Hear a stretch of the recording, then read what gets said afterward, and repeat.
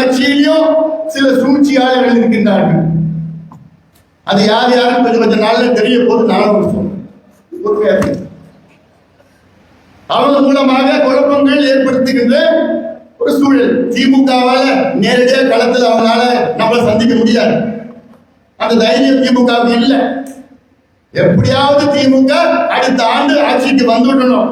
அதற்கு எந்தெந்த கட்சி எதிரில் யார் யார் இருக்காங்களோ எப்படியாவது உடைக்கணும், பிளவணும், குழப்பம் பண்ணணும், அந்த எண்ணத்துலதான் இப்ப நடவடிக்கைகளை இறங்கி இருக்கிறார்கள். இது வெற்றி பெறாது, இது வெற்றி பெறாது.